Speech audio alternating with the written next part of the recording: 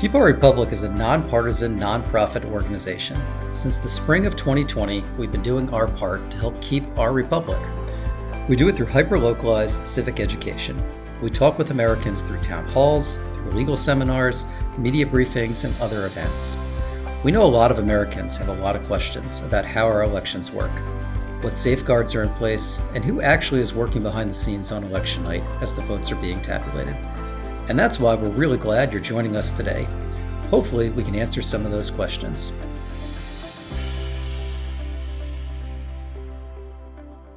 Joseph Kirk, thanks so much for joining me, and more so our audience. I appreciate you having me. This is always a fun thing to do.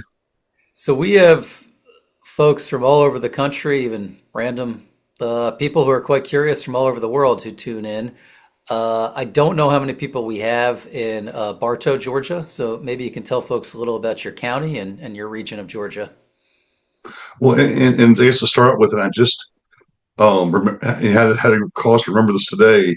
We're in Cartersville, Georgia, but it's Bartow County. There's actually a Bartow, Georgia as well, but that's somebody else's jurisdiction.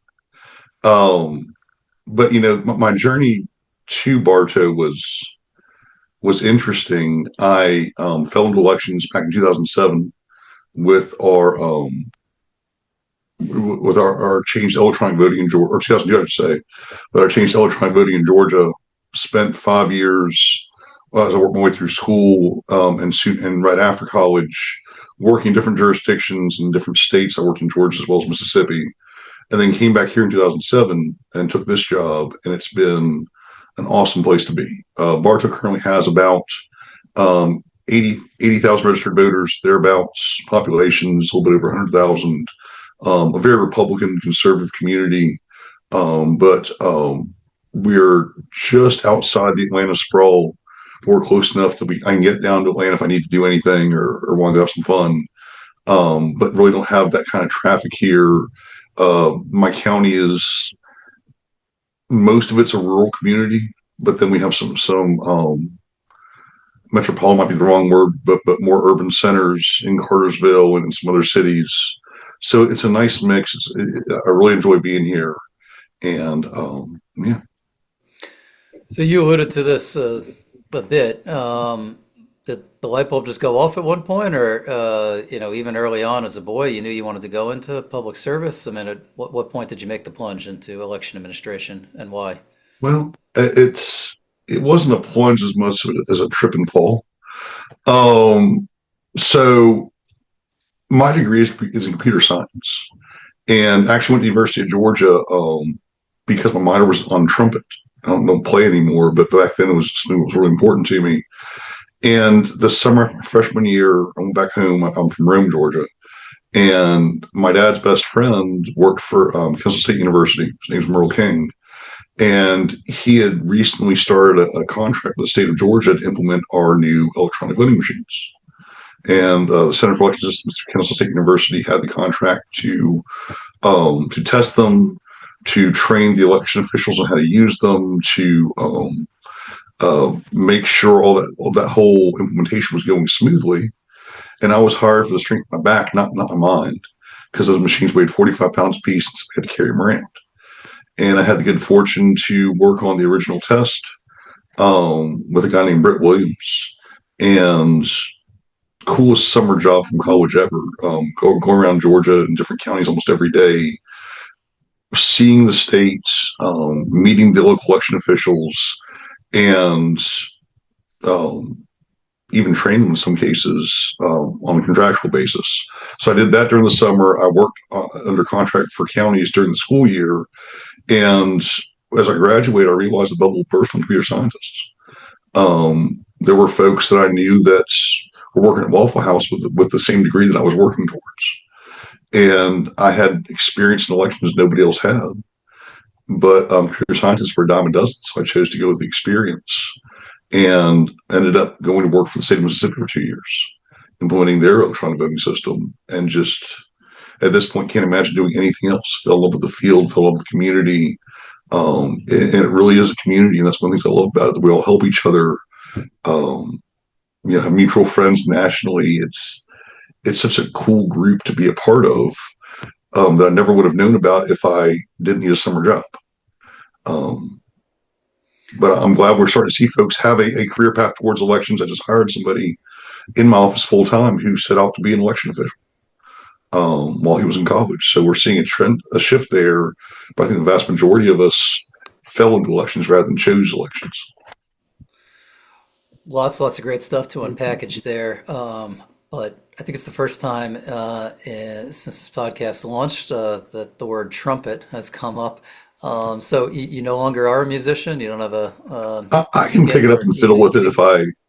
if I want to. I think the big change between now and when I was growing up is I'm more cognizant of my neighbors.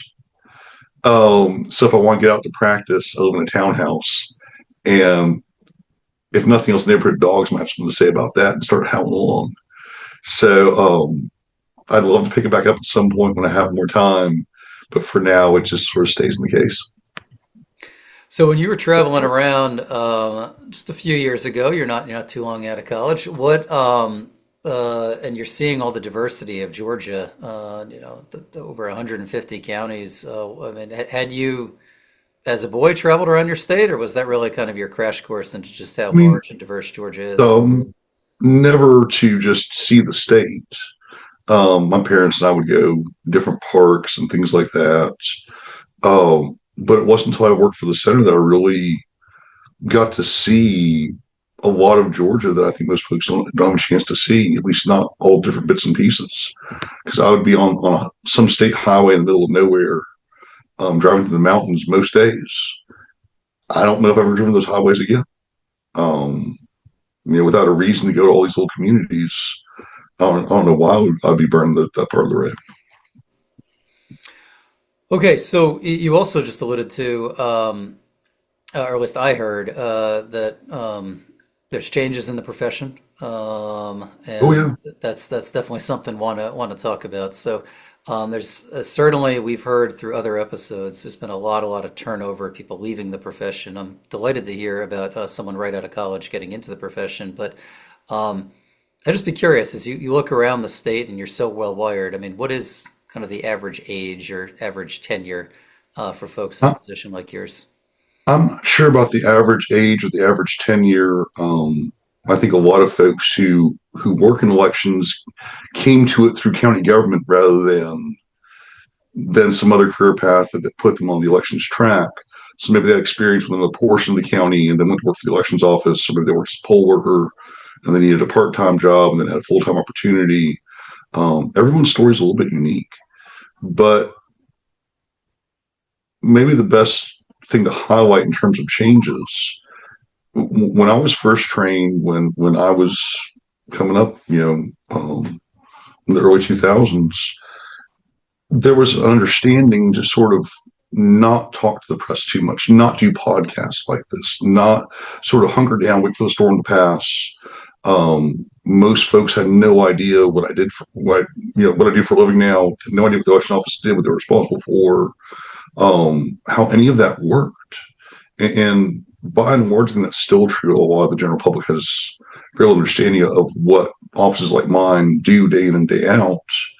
But we've seen those folks retire, and new folks coming in have a very different mindset about how to interact with the public, what transparency means for their office, why it's an important tool.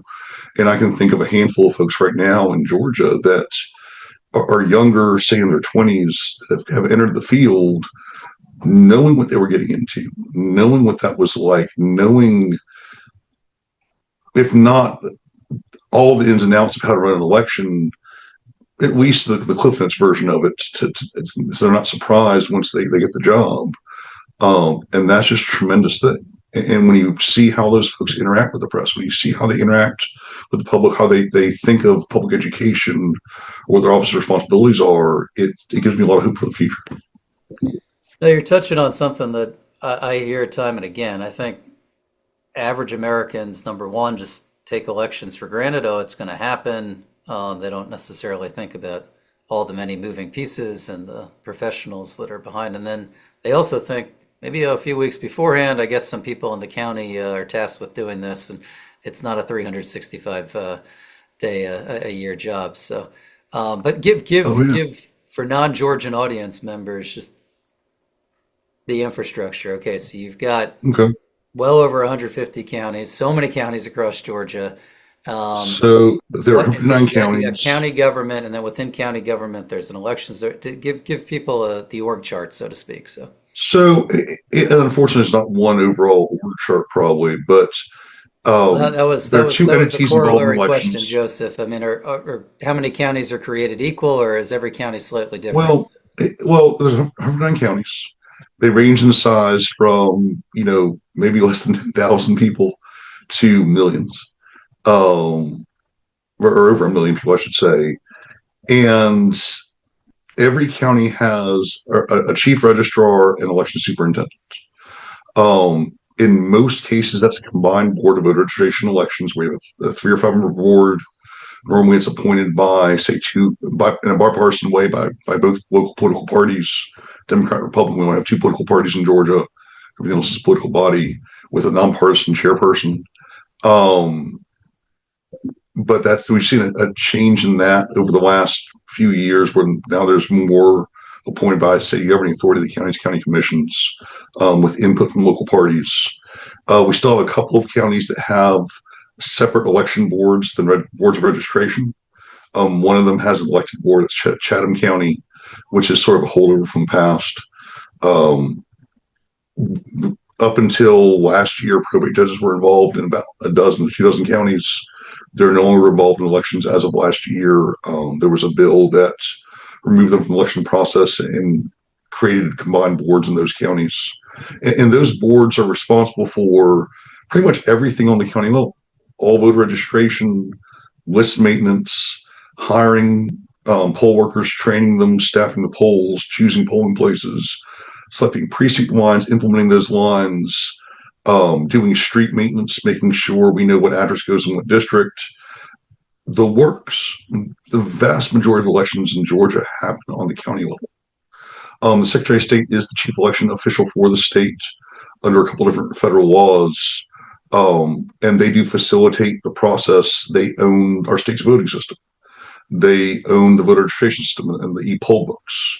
But it's up to the counties to enter the data or to program them and use them, secure them, and maintain them.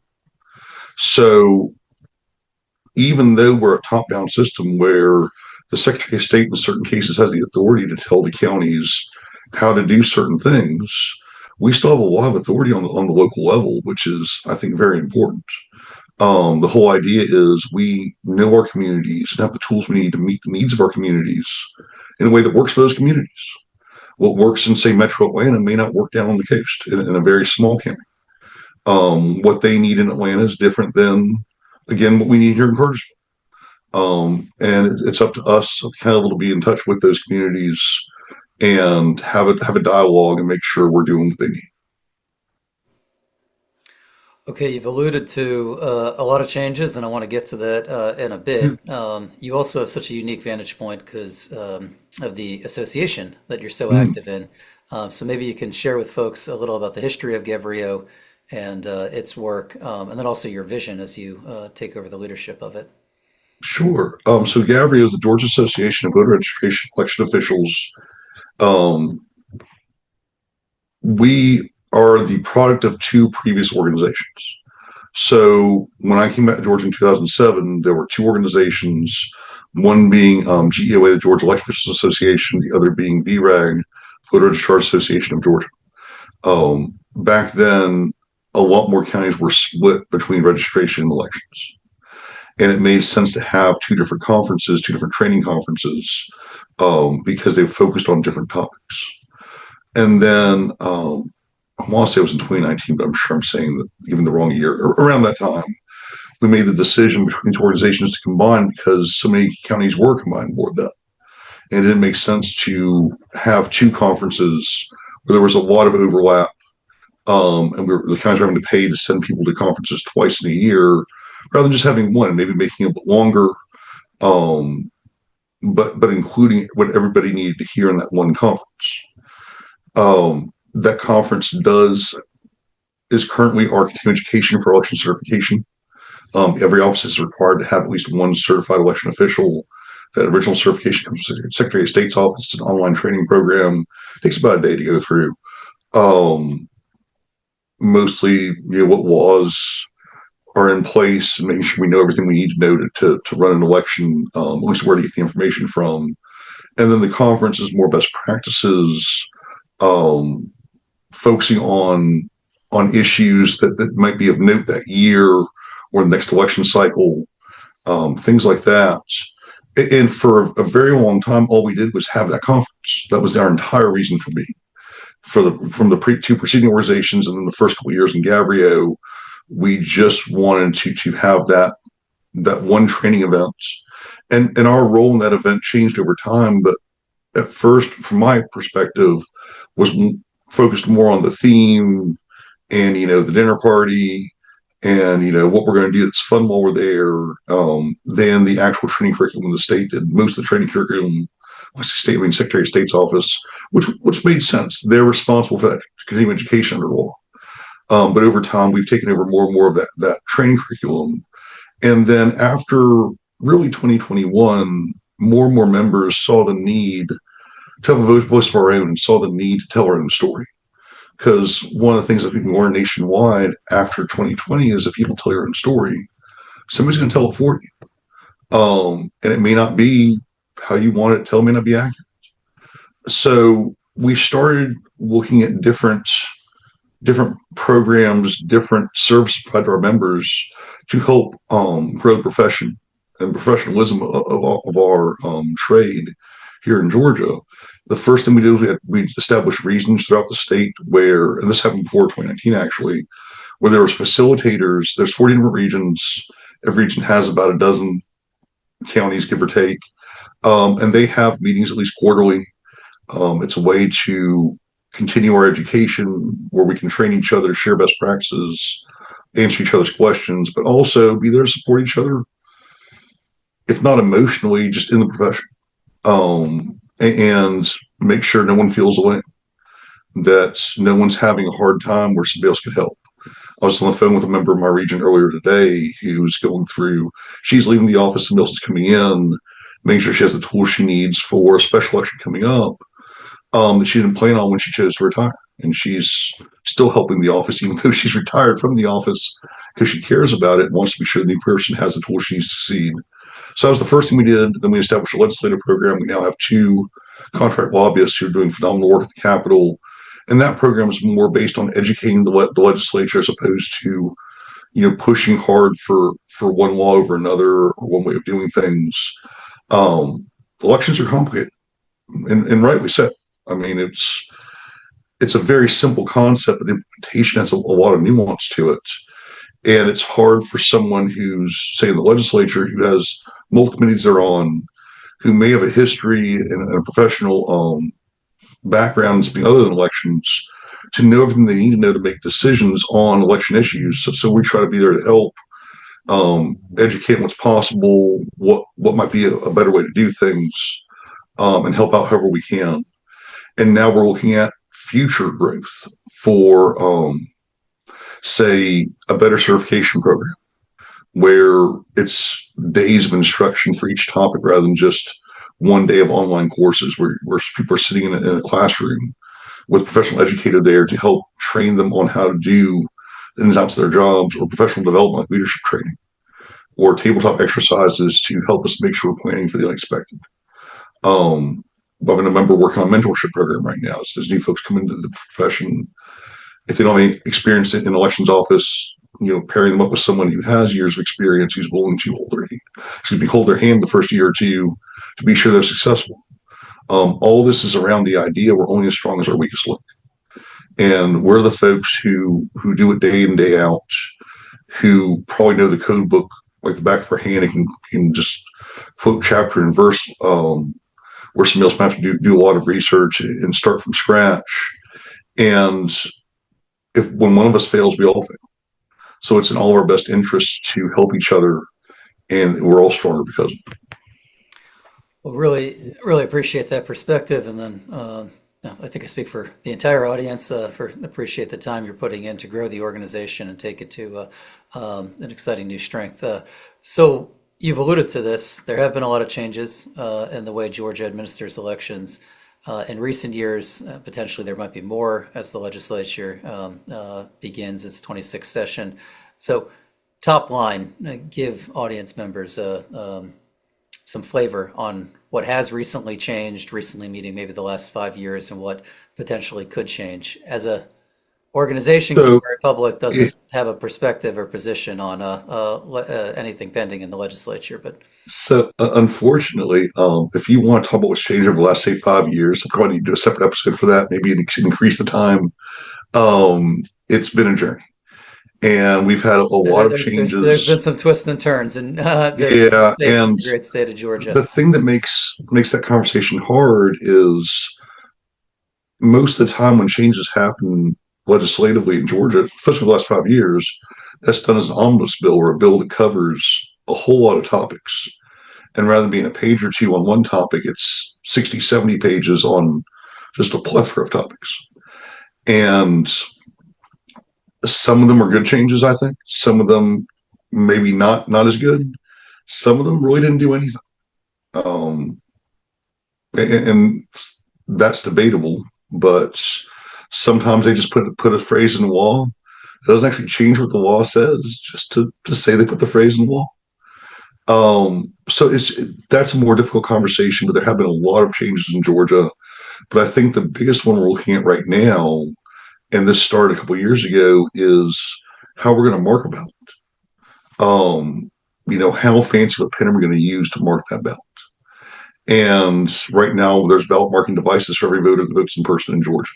Meaning there's a touch screen where the guides the voter through the voting process, alerts them if it is undervoted, will not let them overvote a race, which takes care of all the federal requirements on voting systems, and gives me a record that's easier to audit, easier to store, I think easier for the voter to verify.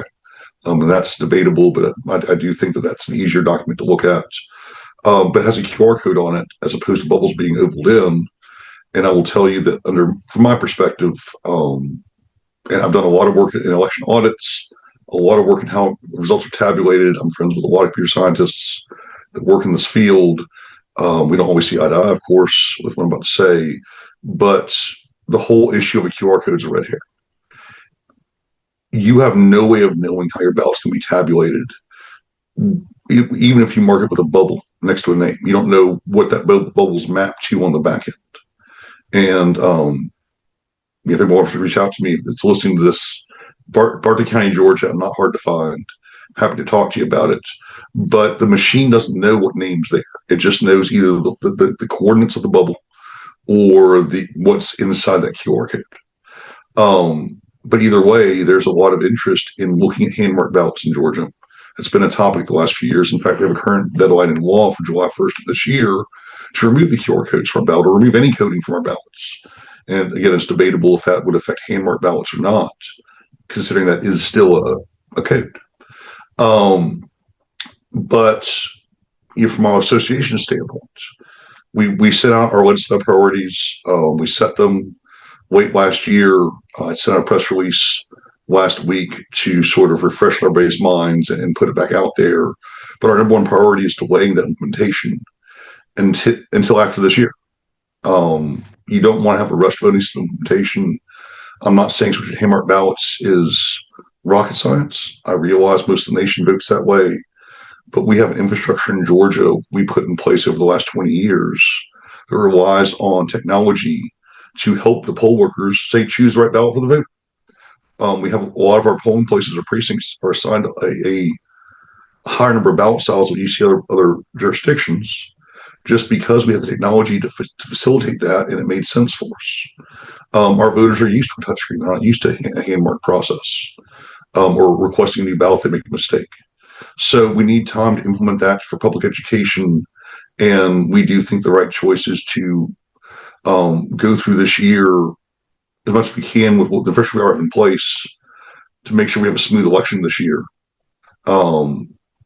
And then look at making any changes in an odd number year with pilots to get a lot of questions answered. We're also looking at some changes with the state election board.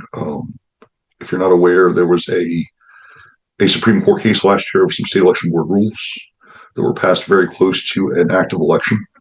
And we're not trying to stop the state election board from passing rules, just not making sure any rules passed within, say, 90 days of an election don't apply to that election. They would apply to the next election. Since we have time for public education to train our poll workers properly.